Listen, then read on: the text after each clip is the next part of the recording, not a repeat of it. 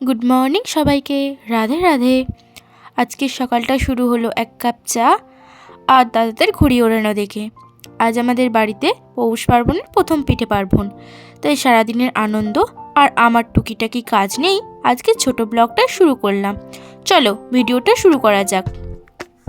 সকালে উঠেই ফ্রেশ হয়ে নিলাম, ফ্রেশ হয়ে চাটা খেয়ে নিলাম।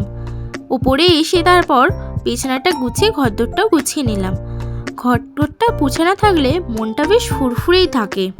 নিচে এসে দেখি মা পিঠে করছে, ভাজা পিঠের গন্ধে মানে রান্নাঘরটা মোমো করছে। খানিকটা বাদই একটা পার্সেল এলো, পার্সেলটা রিসিভ করলাম। রিসিভ করে চানে গেলাম। চান থেকে এসে পুজো করে নিলাম, পুজোটা সেরে নিলাম। প্রথমেই গপুকে আমি চান করিয়ে নিলাম, তারপরে পুজোটা করলাম। আজ গপুকে প্রসাদ হিসাবে আমি দিয়েছিলাম ভাজা পিঠে। পৌষ পার্বণের প্রথম পিঠে বলে কথা, না দিলে হয় গপুকে। তারপরে আমার জন্য তৈরি করে নিলাম এবিসি জুস।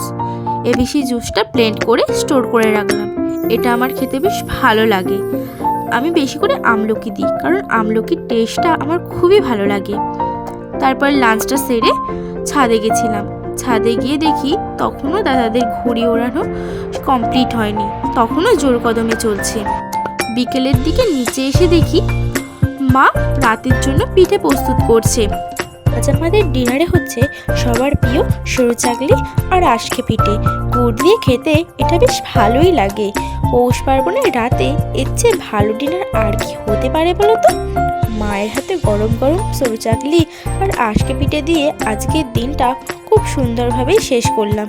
আজকের এই ছোট ব্লগটা তোমাদের কেমন লাগলো অবশ্যই জানিও। তোমাদের বাড়িতে আজ কী কী পিঠে হয়েছে সেটাও কিন্তু জানিও। যদি ভালো লাগে তবে পাশে থেকো। সবাই খুব ভালো থেকো আর সুখে থেকো। রাধে রাধে।